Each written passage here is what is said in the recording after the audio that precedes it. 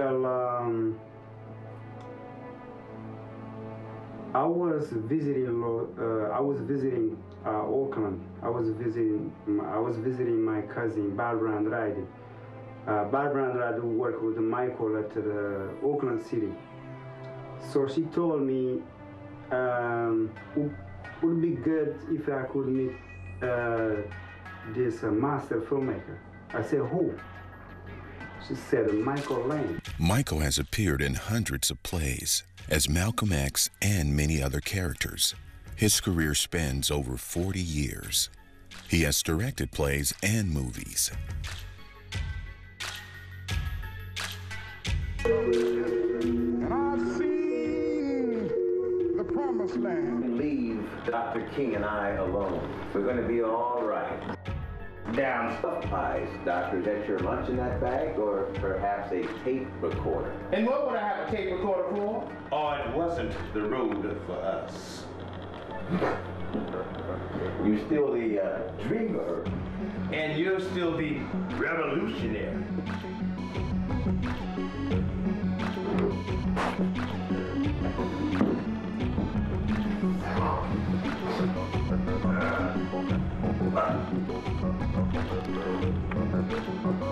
Well, it seems we're even. Doctor. Yes, I guess we are. You have a pleasant trip, Doctor. I will, Nina. Thanks for the lesson on unity. You're welcome. Michael was born in Oakland, California in 1949. His parents are Jerry and Ted Jr. His father was the first actor in the family. Their family friends included Alex Haley, Alan Powell, and Ozzie Davis.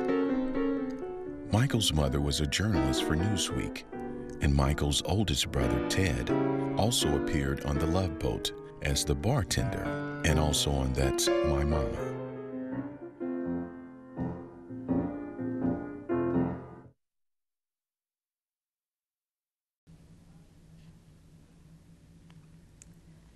Hello, this is Zina Hall, and I'm your host today of Oakland Is, and we'd like to welcome today our guest, filmmaker Bo Spinks. Welcome, Bo. Thank you for having me. Thank you for being here. I am so excited to get involved in today's show. I think you're just such an interesting guest today. Thank you. I'd like to know, first of all, tell us a little bit about yourself. Well, basically, my background, right now I'm doing a lot of voiceovers, but I'm also doing documentaries, I'm doing short films, and right now I'm really interested in just really doing short films. That's my main priority. Okay. But I also enjoy doing documentaries, and I do a lot of voiceovers. I've done voiceovers I did the Super Bowl last year. I did some stuff for Sony. I've done stuff for the Marines. I've done stuff for NHL. I've done a lot of explainer voiceovers, a lot of commercials. So that's what I do a lot in terms of weekly. Okay. But I do a lot of short movies. I'm working on a movie right now, a short movie that Michael Lange wrote, Death Takes a Stand. And it's about I guess about a 15-minute piece. We've already done some shooting on it. We did some exterior shots outside, me running. And so I think it's going to be a great piece. Okay. Well, before we get into that, I really want to backtrack just a little bit. Tell Sure. me a little bit more about the voiceover Sure. episode. You know, what does that really mean? When you say you did the Super Bowl and Right. this and that, tell us what that really, really means. Before I go into that, let me just say this, because I really didn't have any interest in doing voiceovers. Okay. And my wife for years would say, you should do voiceovers, you should do voiceovers, you should do voiceovers. And I'm like, I'm not interested in doing voiceovers. Okay. Stop asking me that. And so finally, why did she ask you that? Why? Well, she said she thought I had a natural voice for that. And because I'd done acting, I've done theater, she thought it was just a natural move. Transition, I see. Right. But I finally said, okay, I'm going to go to the library. I got a book, and it was by Rodney Salisbury. Okay. And he does a lot of voiceovers. He teaches a lot of classes. And so basically I read the book, And she said, well, you need to take a class. I took a voiceover class. And then because I had some recording equipment at home, I put together my own demo. Yes. And so I gave it to my voice teacher. She said, you know, I like that. You could, maybe you should send that to an agent. And I kind of laughed. I'm like, yeah, right. I'm like, somebody's going to listen to it. Well, I can understand why your wife would say that, because when you say voiceover, the first thing I think of as a layperson is like a cartoon or something like that. So, but then there's that other type of voiceover, which I can hear from you right now, which is what you would hear on TV. And for me, it would be like Telemundo, you know, like that. So, so I can definitely hear where she was going with that. So when you sent the tape or the sample, what happened? Well, I didn't think about it. We went to LA, and it was a nice trip. And my cell phone was broke, so I couldn't get any of my calls. So I got back, and I was at lunch, and I checked out my emails, and I got a message from Tonry Talent. The lady said that she wanted me to come into her office. Okay. And I said, you know, whatever. So I called them, and they said, yeah, can you come in such and such a date? And so I went in. So I go in, I talk to the secretary, and she says, okay, it's going to be a minute. And so I'm sitting there, and this older lady is telling me that the voiceover business is really tough. You need to have your own recording equipment, so on and so forth. And I was like, okay, you know, all right, all right. So she calls me in, the owner, and so we're sitting there, and, you know, how you doing, blah, blah, blah. And I'm sitting there, and she explained the voiceover world to me. She explained Screen Actors Guild, et cetera, et cetera. And I'm sitting there, yeah, okay, yes, okay, yes, okay. yes. And she said, well, I'd like to sign you. Go And figure. so it was surreal. So I'm thinking about me and taking these voiceover classes. My wife, you need to do voiceovers, you need to do voiceovers. And it was like a surreal moment. So and I said, yeah, I'll sign with you, sure, sure. So give us an example. Just give me a little snippet of what that would be. So if you did it for the Super Bowl, what would you say? Well, Or ladies anything. and gentlemen, the San Francisco 49ers are about to take the field, and we're going to have a wonderful day. And then they Let's go, hear it yes! for the 49ers. Yeah. So that's love kind of a, I mean, obviously when I'm talking, I'm not really talking in my voice, in my own voice. Okay. Because Don Fontaine, you know, he kind of pioneered that trailer thing in a world, you know, 1995. You know, he changes his voice, and people don't typically talk like that. But the voiceover business is huge. I mean, you have people doing voiceovers for CNN, Fox.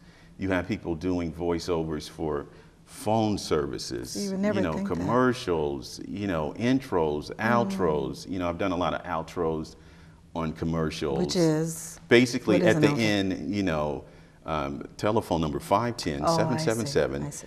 and then you give them the internet I address. see. So with voiceovers, that means that you would have obviously an ability to take a listener Right. from one location in their mind to another location. In essence, you're a salesperson. Got it. So you're selling a product, and they have to visualize the product. So what you have to do is, and this is something you learn to do, whether it's acting, voiceovers, you've got to find a middle ground to bounce off of. Okay. So in other words, like say I'm going to do a commercial, it's a hard sell. Like I did a hard sell for UFC gym. They were trying to get people into the gym in January. Okay. And so I'm on the phone session. Okay, Bo, I like the way you did it, but can you hit it harder, you know, and I'm after that, my voice, I couldn't talk after that. But Okay. you have to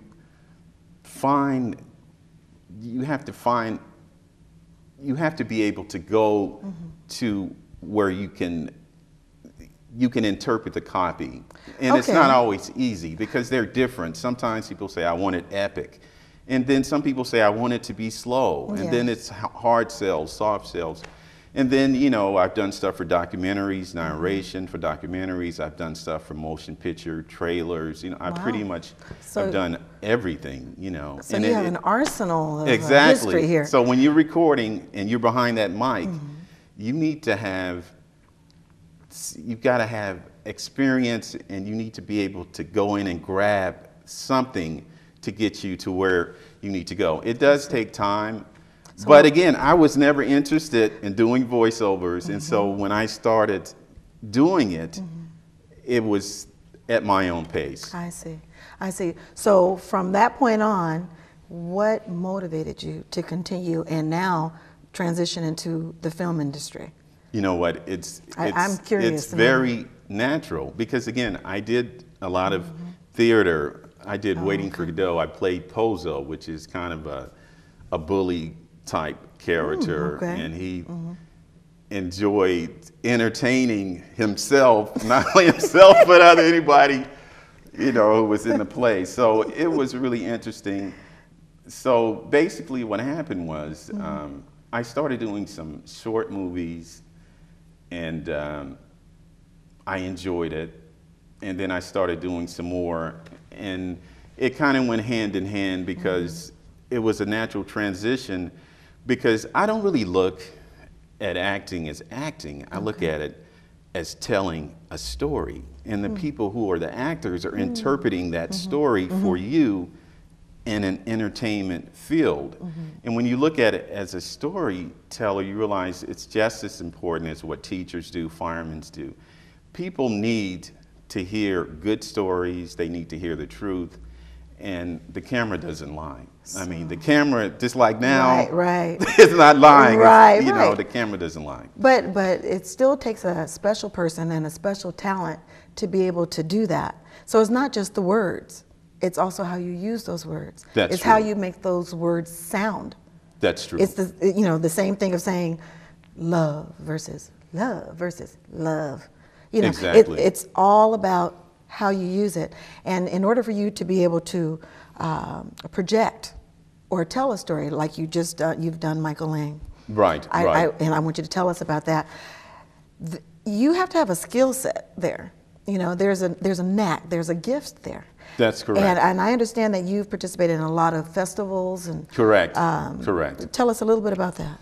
I just came back from the San Diego International Black Film Festival. And it was great. And what really touched me is after they showed the film, this guy, he had a film there also. He was a jazz musician. And he told me it was a masterpiece. And so I got down and I explained, they wanted the filmmakers to explain the film, the people who were in the film, give us a little background. And when he told me that, it kind of made it all worthwhile. In other words, I spent hundreds of hours staying up from 12 o'clock midnight to 6 o'clock in the morning, bringing in cutaways, bringing in new footage. You know, it was a lot. It was a job. It was the thing of joy, but it was extremely hard. It was really hard. And what I would do is I would put in the cutaways, add film, and it was 90 minutes, then we cut it down to 45. Wow. 45 minutes. It took me 16 hours to cut it down from 90 minutes to 45. It took me literally hundreds of hours to make it 90 minutes. But I would show portions to my wife, and she would say, no, that doesn't work. That cutaway doesn't work. And then Michael Lange would come over, and we would look at it, and he would give me cutaways and talk about, you know, how we should maybe do this or do that. So it was a lot of work because, you know, as a host, you have to make certain the talent is giving you what you want. In other words, you got to talk to the talent. You got to tell them jokes. You got to smile. You got to get them in the mood.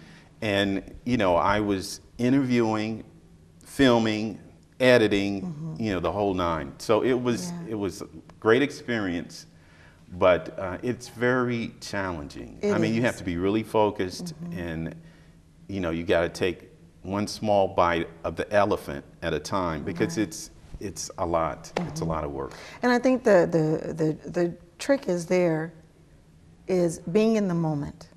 And when you're genuinely in the moment, then it becomes easy, right? Well, you get in the flow. You get in the flow. When you get in the flow, right? And that's the magical part. You're in the flow. Things are clicking. You just said it. That's the magical part. Right. And not everybody can make magic. That's true. But again, I have to, you know, at least for me, you know, I've seen a lot of interviews with Forrest Whitaker. He's very humble. I consider myself a humble person. I realized that, you know, for me to get from A to Z, there were a lot of people, family, mother, father, uncles, cousins, you know, a lot of people. So in order, everyone is kind of like the masterpiece of your mother's input, your father's input. You're the result of all of that. And, you know, for me to say, oh, I'm the greatest, I did it all, I take all the credit, would be foolish, because I'm the result of my mother's, father's advice, my uncle's advice, you know, friends, and they say, you know, and it's true, that God doesn't talk to you, he talks to you through other people. Because I'm sure you've had moments in your life where you're like, how am I gonna get through this? And then you talk to someone and it clicks. Exactly. And it's because God is talking to you through other people. Wow. Well, you also mentioned Michael Lange. Exactly. Okay, and some interaction there. Tell me about that interaction and how you got to meet Michael and how the film became. I met Michael over 20 years ago. We used to have parties where people would just get together, share poems and this type of thing.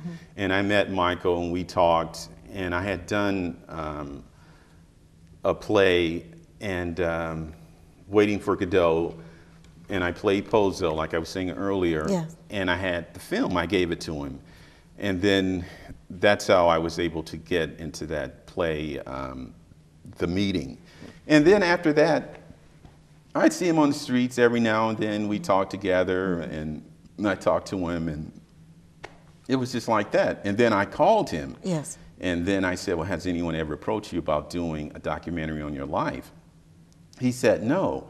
And it was really, okay, this is 2015, we're going back to like the beginning of 2013, 2012. So this was several years ago. So we had to coordinate getting together, and I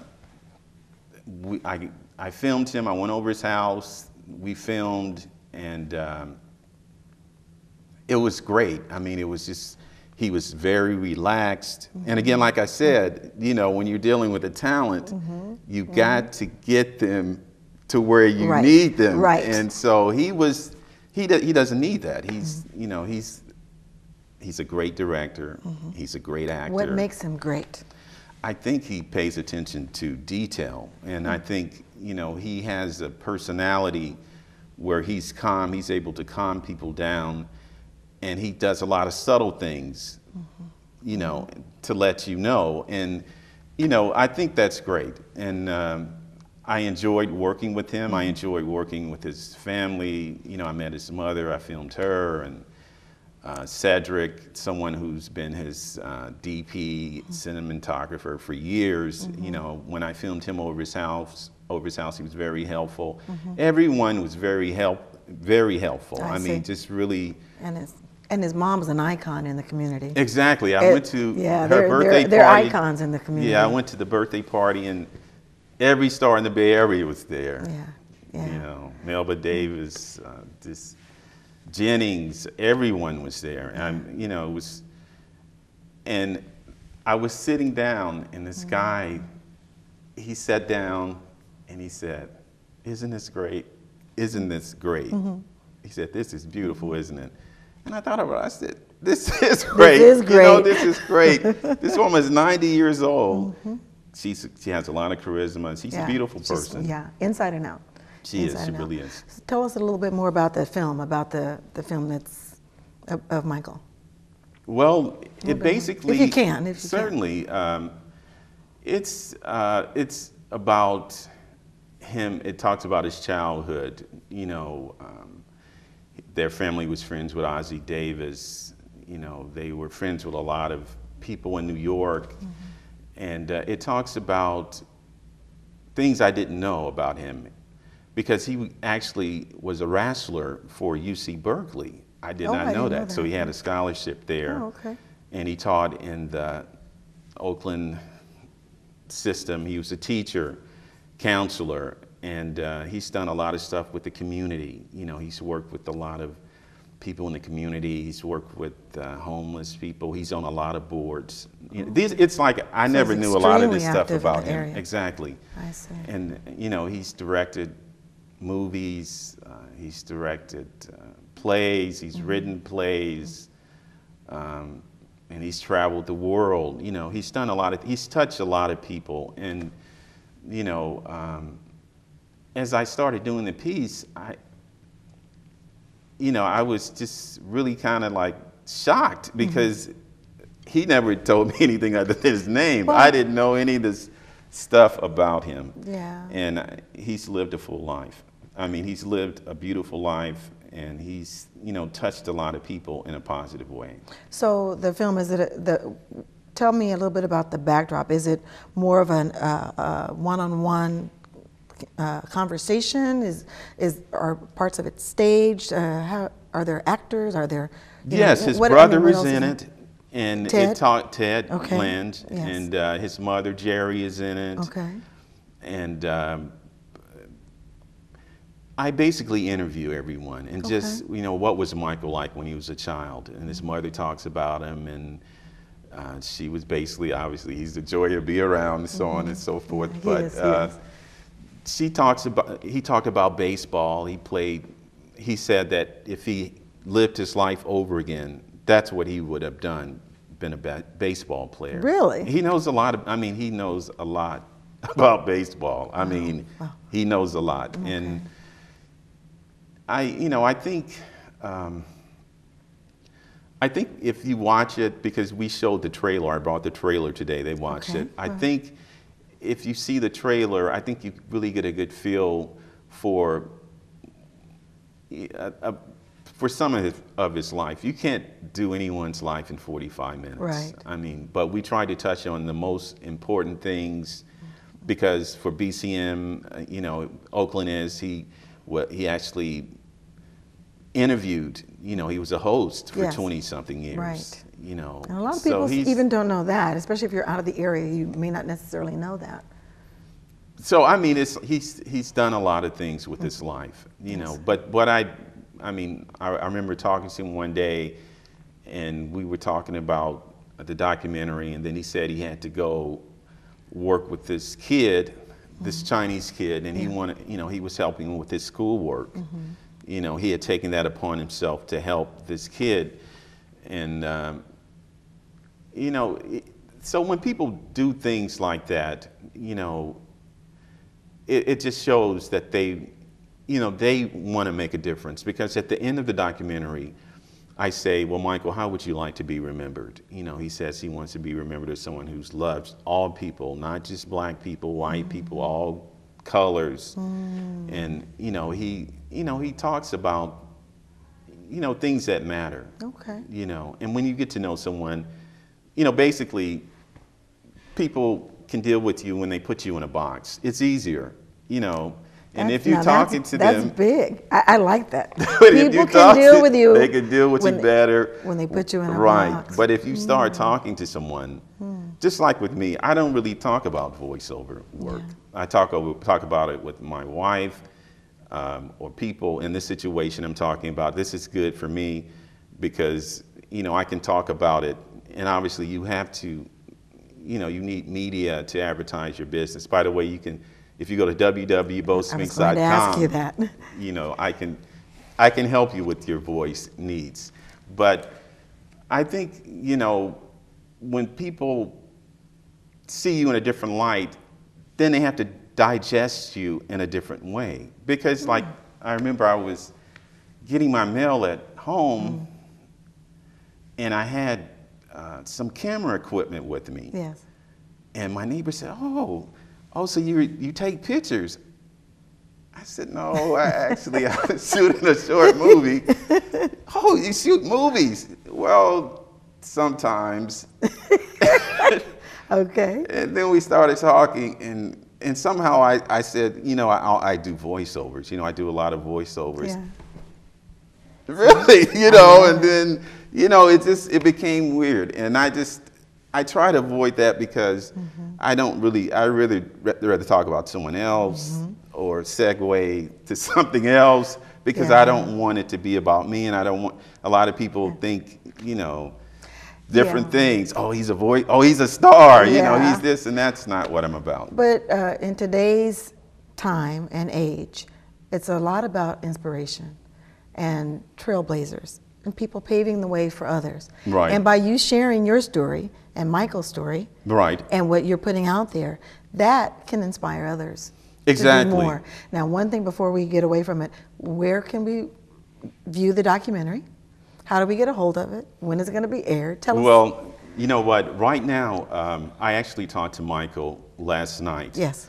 So we're going to put it on the internet. Yes. And what we've been doing is I've been pushing it to these festivals, just basically to get it out there. Okay. And then the next step, selling the documentary, you know, selling the short movies that we work on, that type of thing. Okay. But I'll definitely give me a website. Give us a website. Right. I'll get you all of that information. Okay. Because, you know, at this point,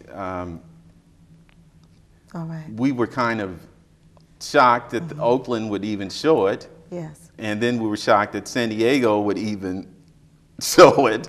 Wonderful. So it was just really, you know, beautiful, shocking at the same time. And the next natural step is to try and sell it. Wonderful.